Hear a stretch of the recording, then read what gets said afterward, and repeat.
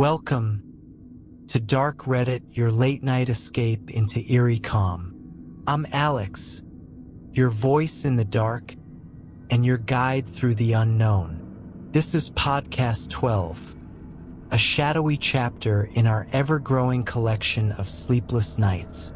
Tonight's journey spans 1 hour and 3 minutes.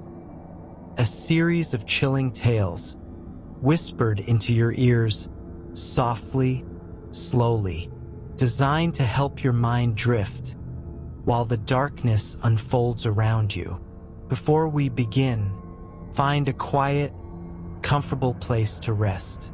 Dim the lights, silence your world, and take one slow, steady breath. Now, close your eyes. Every story in tonight's episode is new, uncharted, untold, and unearthed from the darker corners of Reddit. Tales of strangers, shadows, and things that don't always stay in the past. Let your body grow heavy. Let your thoughts drift. You don't need to watch. You only need to listen. You're safe here. Now, let the night begin.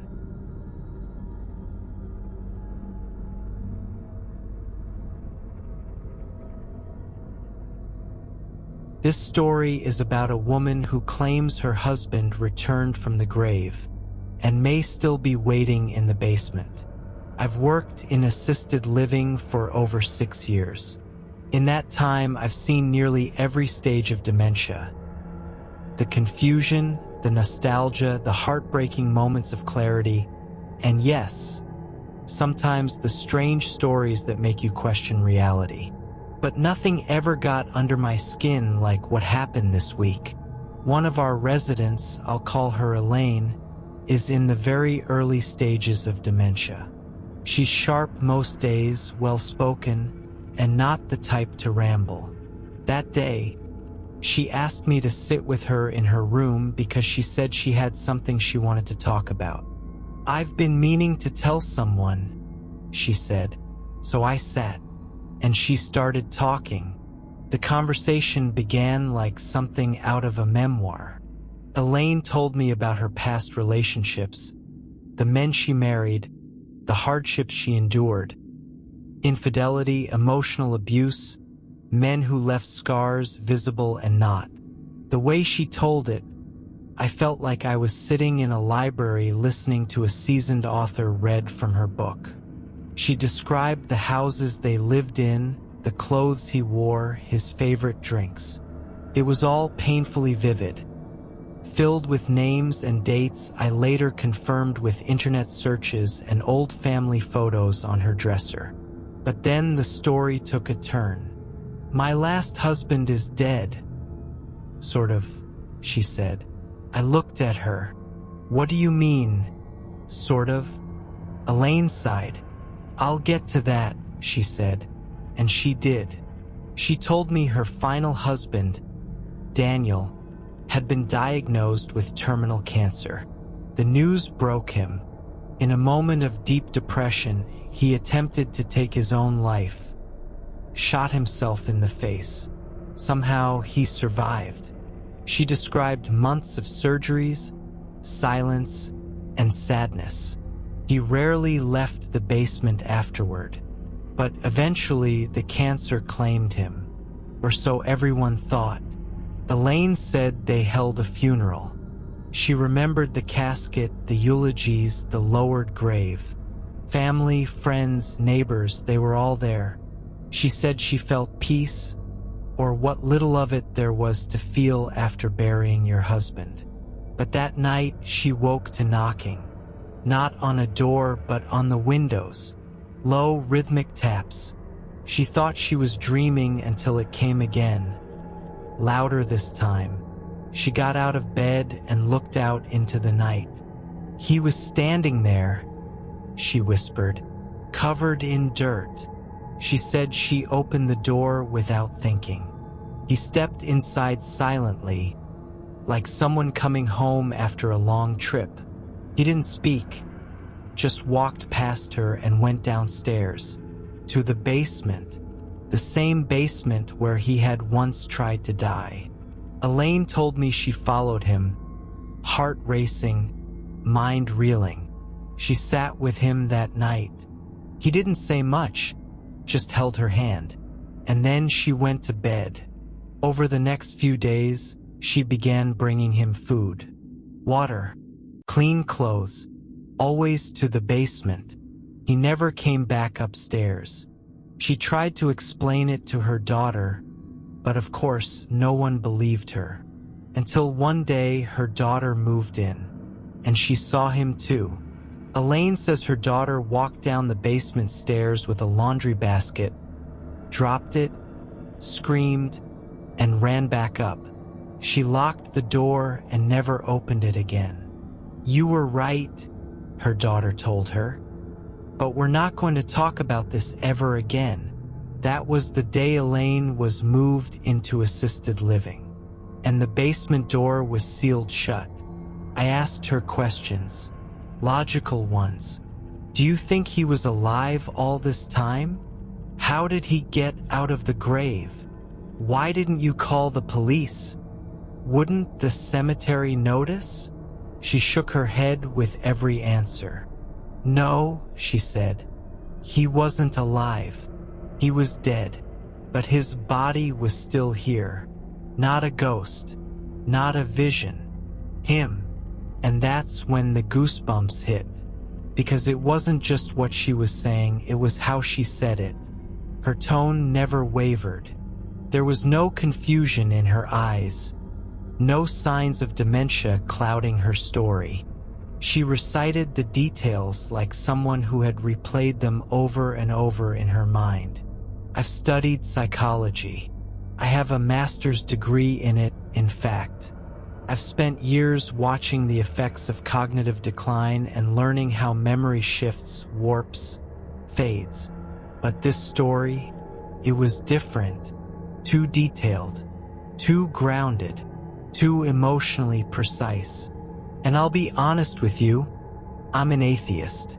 I don't believe in the supernatural, or at least I didn't. But when she said that last line, "He's probably gone now, locked down there, all alone," I felt something wrong. The hair on my arms stood up. My stomach twisted. I felt cold in a room that was perfectly warm.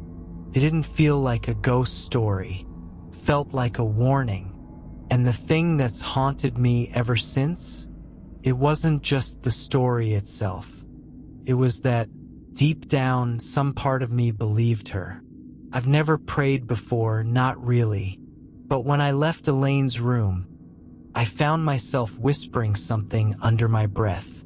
Plea to, I don't know what, something, anything.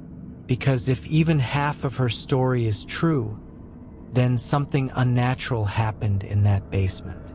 Something dark, something still lingering. I've tried to explain it away.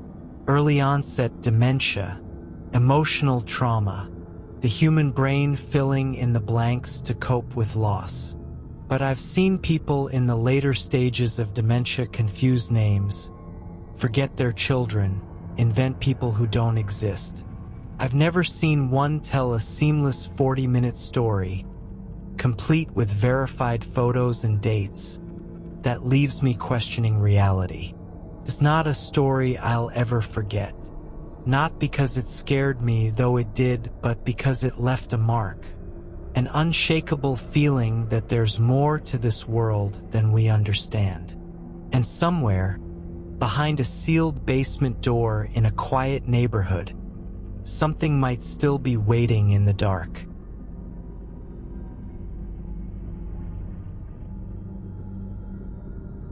This story is about a quiet fishing trip that turned into an encounter I still can't explain, and I don't think I ever want to. It was supposed to be just another normal afternoon by the river, the kind of late summer trip where you toss a line in the water, breathe in the smell of pine and mud, and forget about work, bills, and everything else for a while. But that night, just as the sun dipped behind the hills, I saw something I'll never forget. But before I get to that moment, I need to take you back to 2008. I was a sophomore in high school. Nothing particularly special about that year, same cliques, same gossip, same old cafeteria pizza. Then one day, during English class, this kid I'd never seen before walked in 10 minutes late and immediately made his presence known. Sorry, teach. I spilled strawberry daiquiri all over my shirt and had to change it. That was how Mike introduced himself. Real name doesn't matter. Everyone knew him from that point on. He had that white baseball cap always cocked to the side, a smart mouth and a cocky strut. Class clown, sort of. But more trouble than funny. He had that look in his eye like rules didn't apply to him. One day, the English teacher was late to class. Mike stood up and declared, "If the teacher isn't here after 10 minutes, we're legally allowed to leave." And then he actually left. Got detention, of course, and seemed completely shocked by it. At lunch, he and his crew would sit in the parking lot, revving their engines like they were auditioning for Fast and Furious. Suburban drift. Mike played football that year and was furious when he wasn't made starting quarterback. Never mind the fact that he wasn't even that good. But the thing about Mike was, he was unforgettable. For better or worse, he had this larger-than-life presence. The hat, the attitude, it all left an impression. Then junior year rolled around and he just didn't come back. First, it was a rumor. People said Mike had gone missing. Supposedly, he'd been out drinking with friends at a fishing spot by the river, 30 or 40 miles outside town. Some said he got into a fight and was pushed into the river. Others claimed he slipped and fell after too much to drink. One guy even bragged, probably for attention, that he'd hit Mike with a beer bottle and pushed him. Whatever happened, no body was ever found. That year's yearbook had a full-page memorial for Mike. After that, he kind of faded into legend. Every now and then someone would say, "Remember that kid who disappeared?" And the stories would resurface. But nobody knew what had really happened. 15 years later, I was talking to a retired detective, Jim, from the sheriff's department. Turns out, he had investigated Mike's disappearance. When I brought up the rumors, Jim shook his head. "Yeah, we heard all that. None of it ever checked out." Jim told me Mike had bought beer from a homeless guy and taken it out to the river spot with 5 to 10 other kids. The working theory was simple. Mike got drunk, wandered too close to the water, and got swept away. He was probably halfway to the Gulf by the time they started searching. Jim asked what Mike was like in school. I told him the truth. Cocky, reckless, kind of a punk. Jim nodded. "Everyone told me what a great kid he was," he said. "Happens in these cases.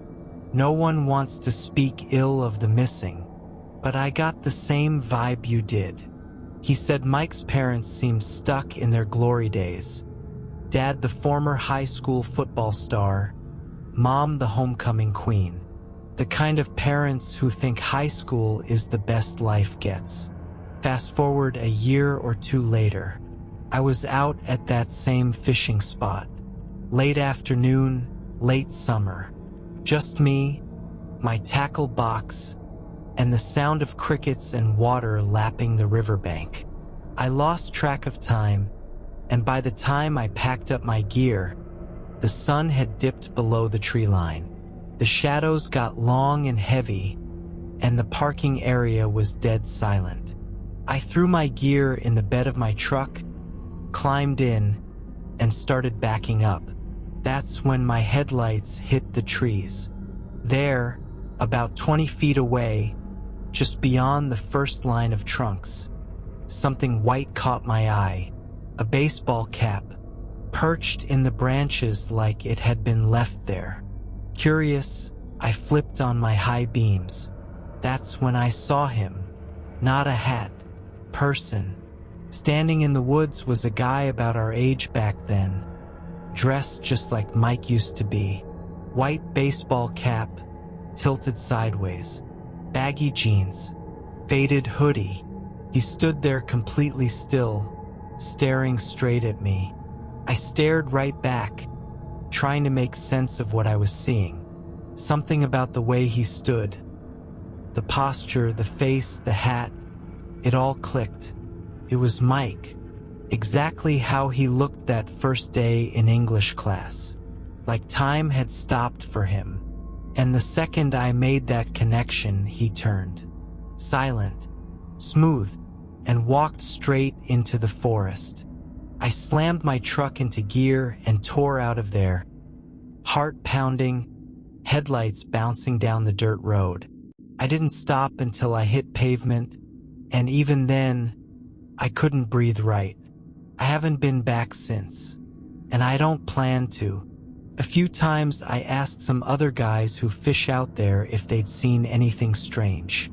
They all said no, never heard a peep about it. But I know what I saw. Maybe it was just the shadows playing tricks. Maybe it was my memory dredging up a face I hadn't seen in years. But deep down, I don't think so. I think Mike is still out there in some way, stuck, waiting, or maybe just reminding us that he never really left.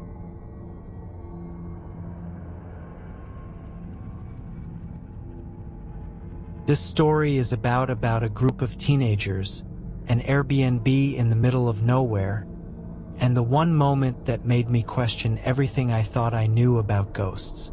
Last summer, right at the end of August, a few of my buddies and I'm 17, decided to take one last trip before school started again. We rented this old-looking Airbnb tucked away in New Hampshire. It wasn't a creepy cabin in the woods or anything. It actually looked pretty cozy online. Wood floors, big fireplace, one of those wraparound porches that practically begs you to drink a hot coffee and pretend you're in a movie. We were hyped. It was supposed to be a weekend of late-night games, bonfires, and just goofing off. Nothing serious. Definitely not the kind of trip where you expect anything paranormal to happen. But the second we got inside, we noticed something weird.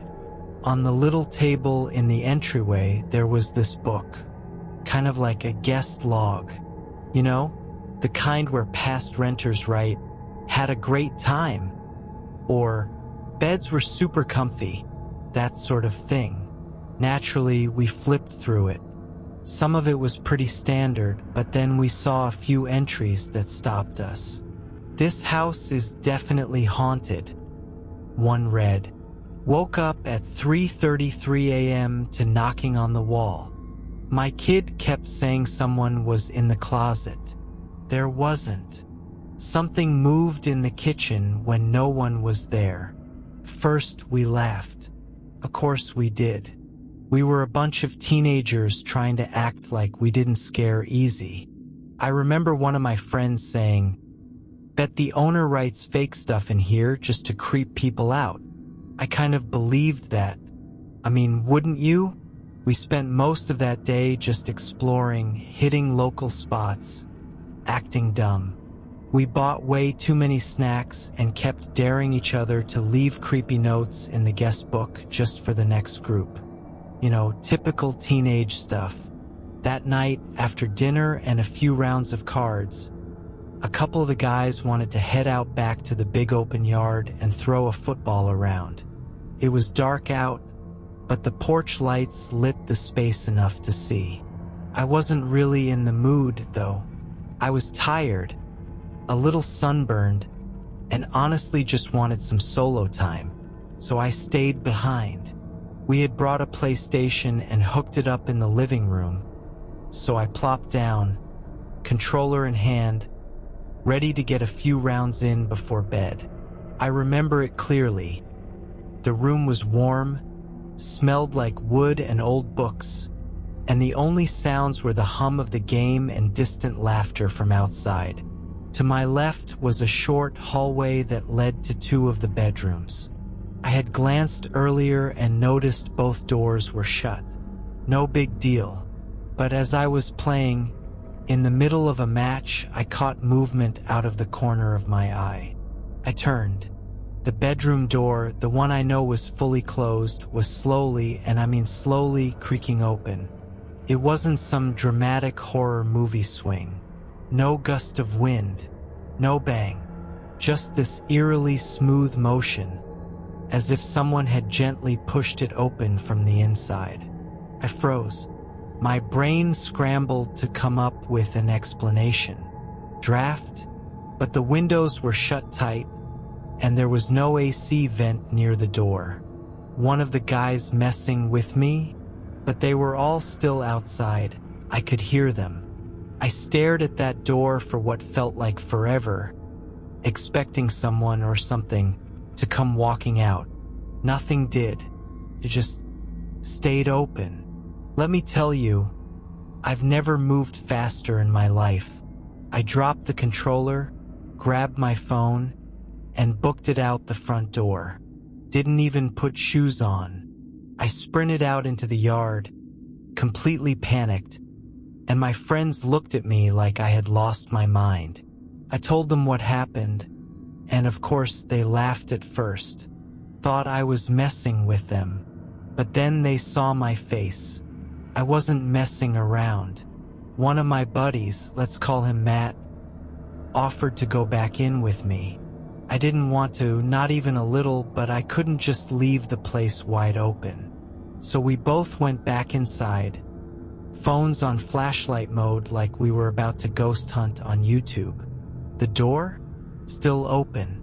We checked every room, every closet, even under the beds. No one was inside. No signs of forced entry. No broken windows. Nothing. It was like the door had just decided to open. That night, none of us slept well. Every creak, every groan from the old wooden floors made us jump. I kept the bedroom light on the entire night, and I wasn't the only one. We left the next morning, and I made sure to write a note in that guest book. Door opened by itself. Not funny. Definitely something here. Be careful. Ever since that trip, I've been a little less skeptical. I'm still not the type to go ghost hunting or anything, but I no longer roll my eyes when people talk about unexplained things, because I've seen it. I know that door was closed. I know no one was in there, and I know how it felt. That tight, sinking feeling in your chest, like the air around you suddenly got heavier, like you weren't alone. So yeah, say what you want. Maybe it was just an old house doing old house things, but deep down, I know better.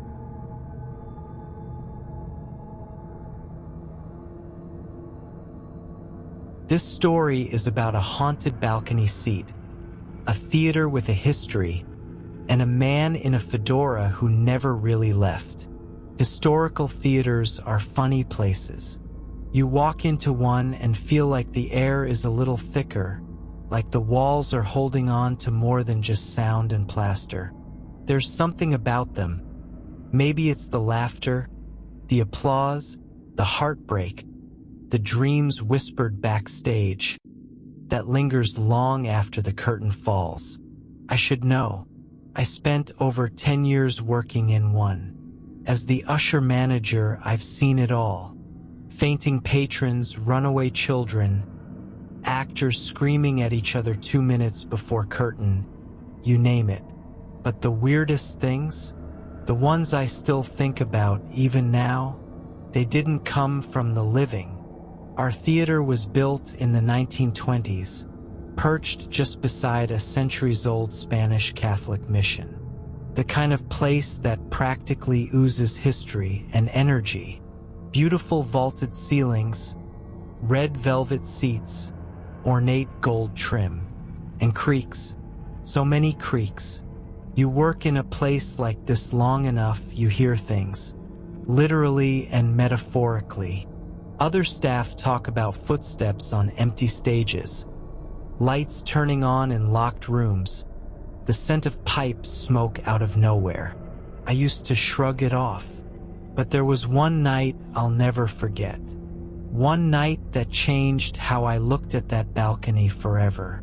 It was a Thursday, I think, late fall. We were hosting a play, not a big name, just a touring company passing through town. Nothing unusual. We had a decent crowd, about 700 people, which is a little over half of our 1,300 seat capacity. Because of that, we decided to close the mezzanine. For those unfamiliar, that's the upper balcony level. It's roped off when we don't have enough patrons to warrant opening it, and we post signs to let people know it's closed. No ushers are stationed up there. No one is allowed up. Before the show, we did our usual prep, roped off the stairs, double-checked the emergency exits up top, and made sure our spot booth crew was in position. The spot booth, by the way, sits high up and has a clear view of the mezzanine, including center seating. Everything was business as usual. About 45 minutes into the first act, I got a call over the radio from backstage. "Hey, we've got someone sitting center mezzanine. Can you send someone up? We don't want them up there unattended." At first, I figured maybe someone had ignored the ropes and wandered up to get a better view. Happens occasionally, so I radioed 2 ushers and sent them up. 5 minutes later, they came back down looking confused. "There's no one up there," one of them said. "All exits secure. Not even a creak." Odd, but not unheard of. I walked over to the mezzanine stairs during intermission just to check myself. When I got to the top, I did a slow walk across the aisle. Everything was in place, except for one thing. Center seat, dead middle of the balcony, was folded down. The kind of old-school spring-loaded seat that only stays down when someone's sitting in it or when it's just been vacated. I pushed it back up, stood there for a second, and just listened. Nothing. No footsteps. No breathing. Just that thick, heavy silence only an empty theater can have. The second act began and, like clockwork, about 15 minutes in, I got another radio call. "Hey, he's back. Same spot, center mezzanine." This time it was the spot booth. They have a clear line of sight through a big glass window and can see everything in that area. I asked them what they saw. A man, fedora, beard. He's just sitting there. Now I was getting irritated. Someone had clearly snuck up again, maybe hiding during intermission. I grabbed my flashlight and headed up the stairs myself. Sure enough, as I turned the corner at the top of the balcony stairs and stepped into the seating area, I saw him. A man, mid-50s maybe, fedora low over his eyes, full beard, sitting casually in that center seat. Calm. Still. I walked toward him slowly, flashlight angled down toward the floor. The air felt colder than it should have been. My shoes echoed on the old wood floor. I got maybe 10 feet from him when he turned his head slightly toward me and vanished. I don't mean he ran or ducked or slipped into a shadow. I mean 1 second he was there and the next he was gone. I stood frozen for a second, my breath caught in my chest, then scanned the area with my light. Nothing. Empty seats. Silent walls. Just me and a racing heartbeat. But it didn't end there. As I stepped back out into the hallway leading to the mezzanine offices, I looked up and saw him again. Same fedora, same slow gait, walking or really gliding toward the office doors. He had a cane now. He didn't use it like someone who needed help walking. It was just part of his presence, like an old-fashioned accessory. He passed through the locked door like it was made of fog. At that moment, my radio crackled. "Thanks for checking it out. We saw you up there." I pressed the button and said calmly, "Yeah, nobody living is up here." There was silence on the other end for a beat, then nervous laughter. But everyone got quiet after that. The rest of the night was quiet. No more sightings. But that seat stayed down again after the show. We've heard rumors from some of the older staff that years ago, an actor collapsed during a rehearsal in that very spot, fell back into the seat, and died on the way to the hospital. Others think it's connected to the mission next door. Stories of monks wandering the halls late at night. Me? I don't know who he was, but he wasn't angry. He didn't seem malicious, just present, like he had been part of that theater once and couldn't quite let go. The staff never liked going up there alone after that night. I don't blame them. Now, whenever we close the mezzanine, we check that seat. Always. And every now and then, it's still down.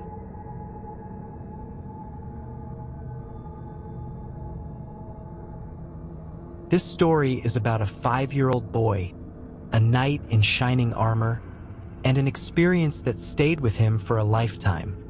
One that he believes might have saved him from something far darker. When I think back to 1988, I remember a lot of things that were perfectly ordinary for a young child. Playing with toys, running around outside, and having those simple, magical moments that only kids seem to truly understand. But there's one thing, one experience, that stands out like nothing else from that time. I was just 5 years old at the time, and I have never forgotten it. In fact, my brother, who was only a year younger, remembers it too as clearly as I do, even though we both were so young. It's an experience we still talk about to this day. And I can't help but feel that there's something almost sacred about it. It started quietly, almost innocently. I would wake up in the middle of the night, not because of any loud noise or external disturbance, but because I just woke up. The house was quiet. The darkness outside was thick, and yet something felt different. In those early moments, I would lay in my bed, unsure of what I was seeing. At first, it was subtle, a figure standing beside my bed. But it wasn't just any figure. It was majestic, a translucent, tall being clad in armor that looked like something straight out of a fairy tale or epic legend. It was so real, and yet it felt like I was seeing something from another realm, something that didn't belong in my room or this world. His armor gleamed in the dim light filtering in through the windows. It was silver and pristine, glowing softly with a power I couldn't understand, and he stood so still, so calm, as if he was waiting. His helmet was unique, almost samurai-like, though I didn't know what a samurai was back then. It had a mystic shape, and the crest on the top seemed to shimmer, almost like it was alive. I remember being so scared at first, staring wide-eyed at this figure, unsure if I was dreaming. I had no idea who he was, why he was there, or what he wanted. I never saw his face, though I couldn't take my eyes off him. His eyes were hidden behind the visor of his helmet, and the more I stared, the more I realized I couldn't see anything of him beneath that helmet. No face, no expression, just pure, unwavering presence. But here's the strange part. Despite the fear that gripped me in those moments, there was an underlying peace in the air. It was as if this being was not here to harm me, but to protect me. And I didn't understand it at the time, but in hindsight, it makes so much sense. I had no idea that the feeling of calm, the absence of any malice, was a type of divine protection. Night after night, he would appear, always in the same place, always in the same posture, standing guard beside my bed, silent and stoic, like a knight watching over a sleeping king. He never moved. He never made a sound. There was no communication between us, but his presence was enough to calm me. I eventually stopped being afraid of him. In fact, I found myself waiting for his visits, though I never asked for them. Felt natural, like this was the way things were supposed to be. But there was one night that changed everything. My brother and I had been sleeping in the same room for a while, and we both woke up at the same time. There, in the same spot where he had always been, stood the knight. This time, though, it wasn't just me seeing him. My brother saw him too. The same tall, majestic figure, standing beside my bed, still and silent. He looked just as I remembered. His armor, the helmet, the sword, everything about him was as clear as day. We both saw him at the same time, and to this day we still remember the details vividly, as if it were just yesterday. The sword gleamed in his hand, and the armor, while looking ancient, seemed timeless. But the one thing we both remember the most is the sense of divinity, a sense of greatness radiating from him. He didn't seem like an ordinary being. No, he felt exalted, almost heavenly. We couldn't see his face, but we didn't need to. The feeling of his presence was enough. The peace that came with him was enough to make us both feel safe and protected. We never felt fear, never once. In fact, the experience was so beautiful that we still talk about it as something sacred, something that shaped both of our childhoods and, in a way, our entire outlook on life. As we grew older, the memory of the night stayed with us, and the meaning of his visit began to take on new layers. I'm in my 40s now, and I still think about him. I've come to believe that he wasn't just some random figure in a dream. No, he was more than that. He wasn't just a guardian in the traditional sense. I believe he was a divine protector, sent to keep us safe from something we didn't understand. Perhaps there was something darker lurking, waiting to invade our dreams or our minds. Maybe the night was there to guard us from something malevolent. Maybe he was a spiritual guardian, standing between us and an evil we could never see. The way he stood, so noble and resolute, made me think of the armor of salvation, the helmet of salvation, and the sword of the Spirit, symbols of divine protection that are meant to shield our hearts and minds from harm. I wonder if we were being protected from an attack we could never comprehend at the time. I can't shake the feeling that this being was no mere apparition, but something far more profound, some sort of celestial guardian. And even though I never saw his face, I know without a doubt that he was watching over us, me and my brother. The memory of his visits is etched deeply in our minds, like a sacred part of our childhood that we can never erase. So, what do I think about that experience now, so many years later? Was it a guardian angel, a spiritual protector, or just some fantastical figure of childhood imagination? I'm not sure, but I do know this. I've never had a more peaceful and beautiful experience in my life. Even now, as I reflect on it, I feel a sense of gratitude, a sense of awe. I don't know if I'll ever truly understand why it happened, but I know it was meant to be something special, something far more than just a dream or a fleeting moment. Has anyone else experienced something like this? I would love to hear your stories.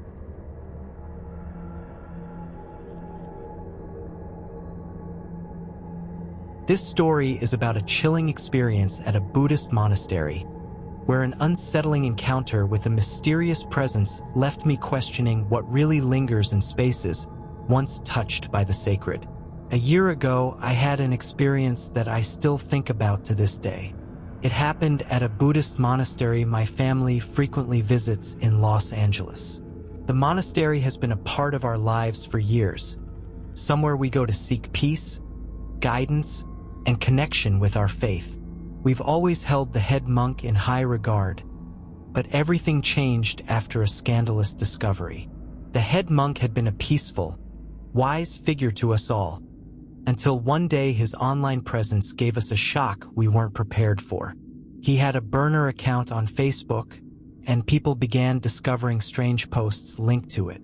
They were disturbing, cryptic, and in many cases downright bizarre. Long story short, he was kicked out, and the monastery became a quiet, lonely place without a monk to guide it. For a while, no one really stayed there. The place was unoccupied, and it felt like it was left to its own devices. The only people who came around were those maintaining the compound from time to time. It was a ghost of its former self, empty, abandoned, and silent. Then, about a year ago, my aunt asked me to come with her to clean up the monastery. Apparently, a monk from out of town was coming to stay, and they wanted to make the place presentable. We arrived in the evening, just as the sun was setting. The compound was surrounded by trees, and the distant hum of the city felt far away. It had a strange, almost eerie quiet to it. We parked in the lot, which was a good distance from the building. It's a large structure, and when you enter through the main entrance, you immediately find yourself facing the Buddha statue that stands in the hall. The hallway extends from there, with rooms off to the right, restrooms, a laundry room, storage space, and 2 bedrooms. First, everything felt normal. The air wasn't thick, and nothing seemed out of place. I started flicking on the lights, making sure everything was functional. The Buddha statue glowed faintly in the dim light, its serene expression always comforting. My aunt was behind me, unloading cleaning supplies from the car. I took a deep breath and continued through the halls, turning on lights for the laundry room and restroom. There was nothing to suggest that anything was unusual, just an ordinary evening of cleaning. But then I entered the first bedroom. As soon as I walked in, I felt it, a strange, heavy feeling that was hard to shake. The room had an odd chill to it, and the air felt thick. The light flickered on, revealing a scattering of objects on the floor, clothes and odds and ends, as though they had been carelessly dropped. But it wasn't the mess that unnerved me. No, it was the feeling that came over me. It was an oppressive sensation, like someone or something was there. It was as if the very air was warning me not to stay. I don't know how to explain it, but the room felt alive in a way that made my skin crawl. The chill wasn't just a drop in temperature, it was something more, something that made me feel watched. I suddenly felt very small, vulnerable. My heart rate quickened, and I had this overwhelming instinct to leave. My feet felt heavy, as if my body was resisting the idea of remaining in that room. I stepped back, eager to get out of there, but something in my gut told me I wasn't alone. Without thinking, I moved on to the second bedroom, hoping to shake the feeling, but it only got worse. The moment I stepped inside, the unease amplified. The temperature dropped even further, and I felt this tightness in my chest, as though something was closing in around me. Goosebumps spread across my arms, and I heard my heartbeat in my ears. It felt almost suffocating. The room felt like a pressure cooker, as though something evil was lingering there, waiting. I had never experienced anything like that before. The presence was so palpable that my only thought was, leave. Now, I didn't want to risk staying any longer, so I ran out of the room and into the hallway where my aunt was. The moment I saw her, I felt a wave of relief. I was no longer alone in the space, and the tension seemed to ease just a little. I told my aunt what happened, explaining that I didn't like being in those rooms. She was calm, though she looked at me with understanding. "Don't go back in there," she said. "Trust me." We went on with our cleaning duties, but I couldn't shake the feeling that something was wrong. The air was still heavy, and I kept looking over my shoulder as if waiting for something to happen. The rooms had left an imprint on me, one that I couldn't ignore.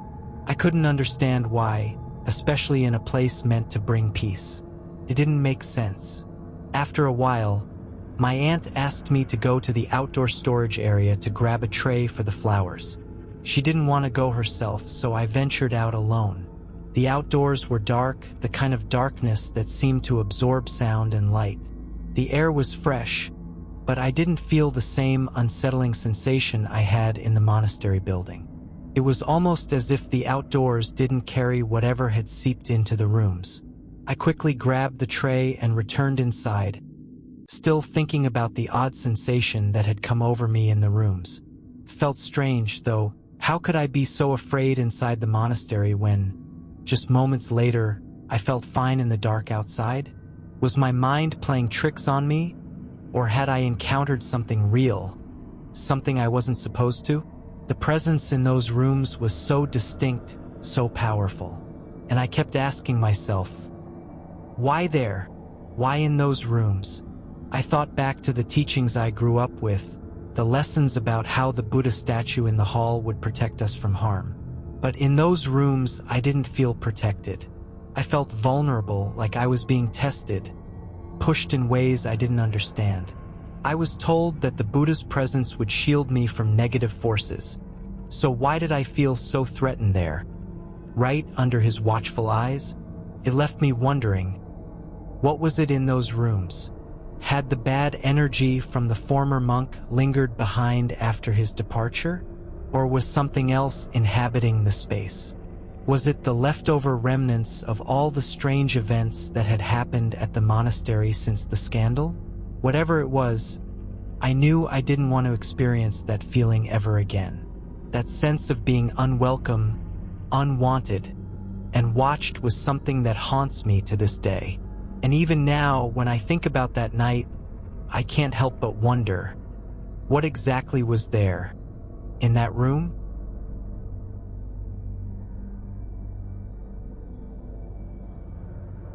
This story is about a family that has been haunted by shadows, unexplained sounds, and a heavy presence after a series of tragic suicides, leaving them to question whether the spirits of the departed are still among them.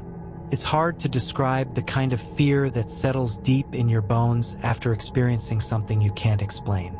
For years, my family has been living in a joint family home, a house filled with generations of memories, laughter, and love. But in recent years, something unsettling started to creep into the corners of our home, casting long shadows where warmth used to be. My father's tragic passing, followed by the suicides of 2 uncles, changed the very energy of our house. It's hard to pinpoint when exactly it began, but once it did, it didn't stop. 5 years ago, my father took his life, leaving a void in our family that no amount of time could ever fill. His passing was a blow that we still haven't recovered from. We were still grappling with that immense loss when, just 2 years later, another uncle of mine ended his life in the same tragic way. The sorrow and confusion in our family were unbearable. And then, as if to add to the heavy cloud hanging over us, yet another uncle attempted to take his life. The grief and pain in our family seemed unending. But what followed was even more terrifying than we could have imagined.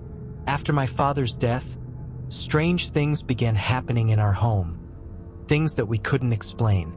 It started with the smell. At first, it was subtle, almost imperceptible, but over time, it grew stronger and more frequent.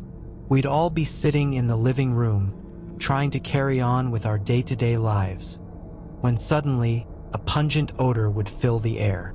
It was a combination of something unpleasant.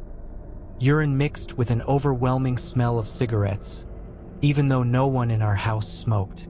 It was enough to make your stomach churn, but when you would go searching for the source of the smell, there was nothing. No open windows, no damp carpets, nothing to explain the stench. It would just linger for hours before finally fading away. As if that wasn't eerie enough, there was the shadows. My parents, along with my uncle's wife and his son, started seeing things that couldn't be explained.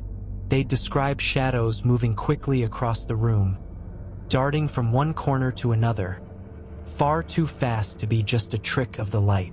But what was worse was the effect it had on them. Every time one of them saw the shadow, they'd fall ill for days. It wasn't just a simple cold or flu. It was a sickness that left them bedridden and weak, as though something was draining their energy. I wasn't spared from this eerie experience either.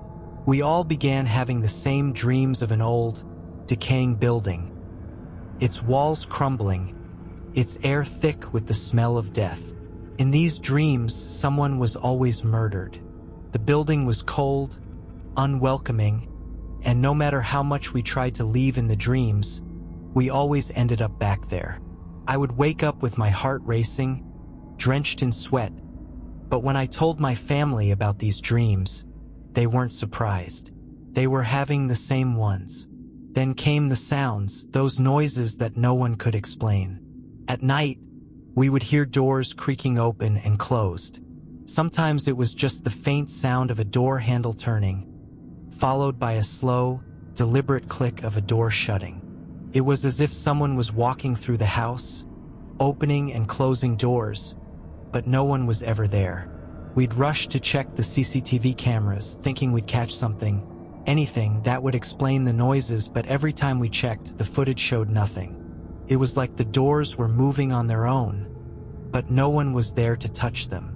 The house across the street, which belonged to us, was another source of strange occurrences. This house is usually locked up at night, as it is used for business during the day, but the neighbors began to report seeing lights flickering on and off in the windows. They'd also see shadows moving within the house, although the building remained unoccupied. We tried to ignore it, hoping it was just a figment of their imagination, but the stories didn't stop. They insisted they had seen someone, moving in and out of the windows late at night. As if all of this wasn't enough, we began to perform pujas, spiritual rituals, in an attempt to bring peace to the house. We did everything we could think of, invoking blessings, praying for the souls of the departed, and seeking divine intervention. We tried to rid the house of whatever dark presence had taken hold. But no matter what we did, the strange events continued. The smell, the shadows, the unsettling dreams, and the noises, they wouldn't stop. It was as if whatever was here had no intention of leaving. Despite all of this, no one in our family has ever seen anything directly. Nothing that we could say for sure was a ghost or spirit. No one has been physically harmed by the events, but the emotional and psychological toll has been immense. We live with a constant sense of unease, always on edge, wondering if today will be the day something more sinister happens. The experience has left us with so many questions. What are these shadows? Why do they make us feel so ill? Why do we see dreams of that building and the murder that never stops replaying? Could all of this be connected to the tragic suicides in our family? Is there something in the house, something left behind, that refuses to let us move on? There are moments when I wonder if we've somehow invited these spirits into our home with all the grief we've been carrying, or if they were already here, waiting for the right moment to make themselves known. I sometimes feel that the house is holding on to something, perhaps the pain and sorrow of the lives lost, or maybe even a warning for us to not forget those who have passed. Whatever it is, it's clear that our family is being affected by something that we can't fully understand. Has anyone else experienced something like this? It's hard to put into words what we're going through, but I know that we're not alone in this. Other families must have faced similar situations, where the lines between life and death seem to blur, and the weight of tragedy lingers long after the person is gone. I just hope that one day we can find peace, whether it's through spiritual rituals, time, or simply coming to terms with the unknown. Until then, we live with the shadows, the sounds, and the ever-present feeling that something or someone is still watching over us.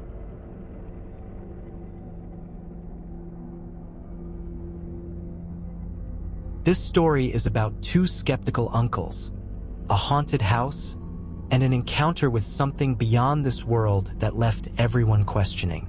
It was a late night in our house, a time when the world felt quiet, and the only sounds that filled the air were the faint creaks of old floorboards and the wind howling outside.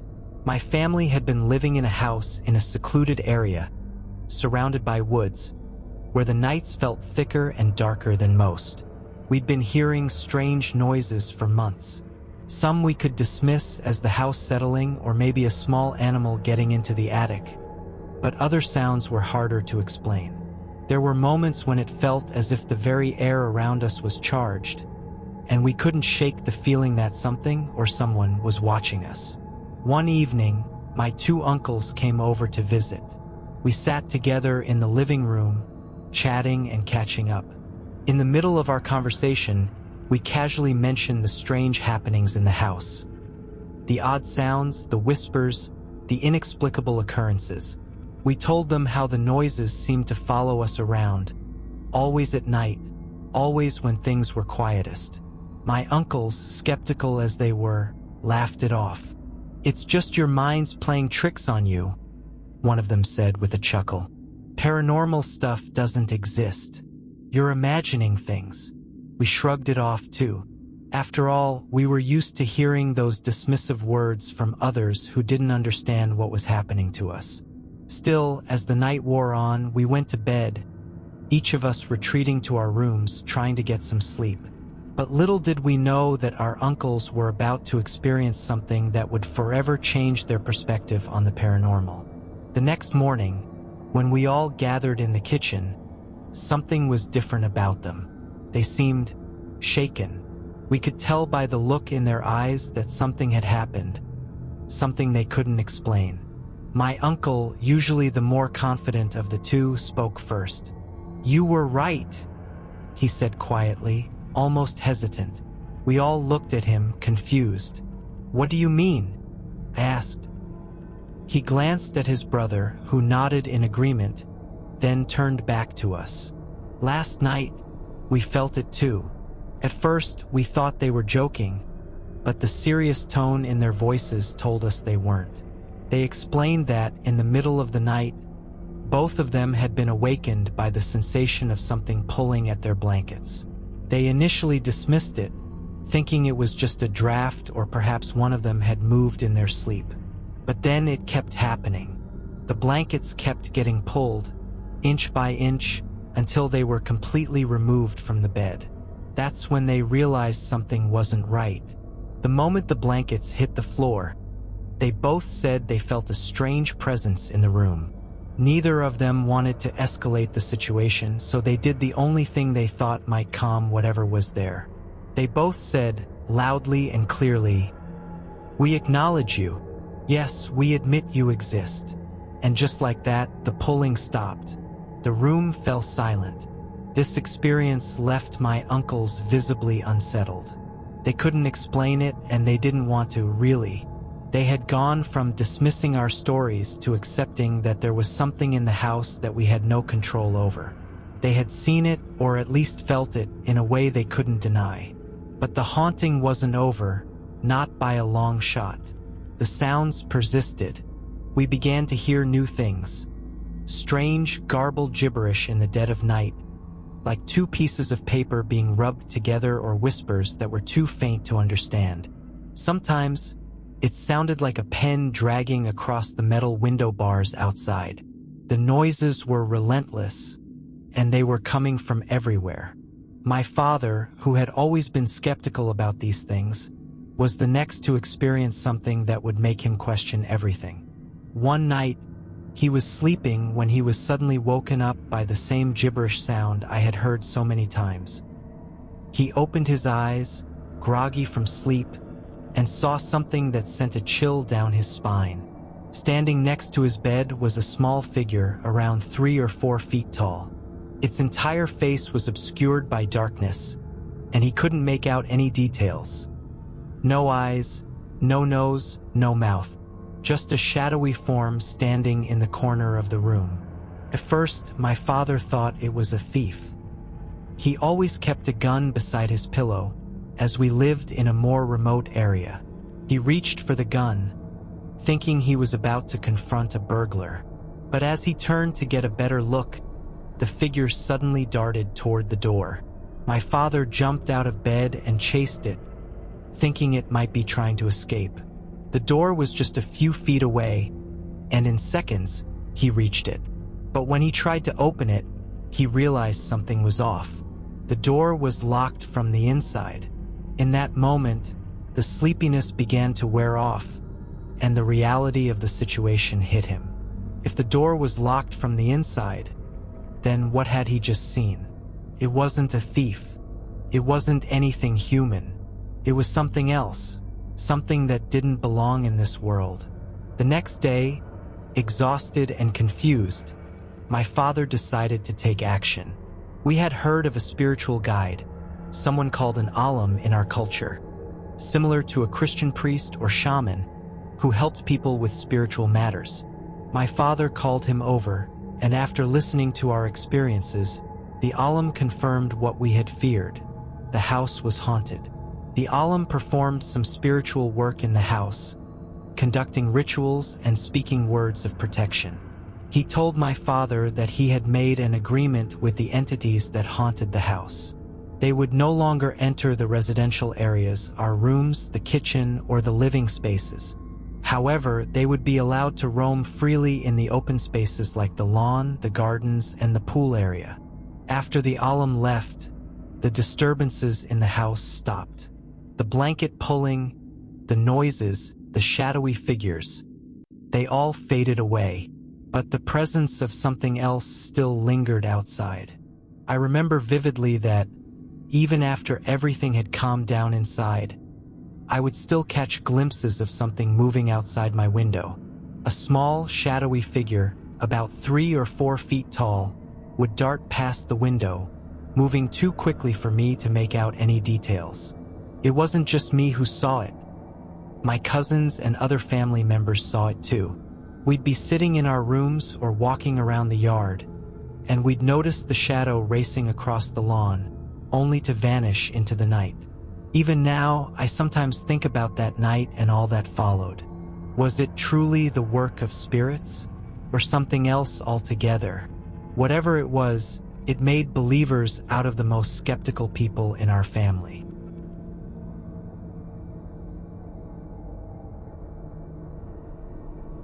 You've made it through the hour. The stories are over now, and the night is quiet again. Let the silence soothe you. Whatever followed you from the tales, leave it here. You're safe, you're calm, and you're already drifting deeper into rest. If you enjoyed these stories, consider subscribing to Dark Reddit for more nightly chills. Until next time, sleep well.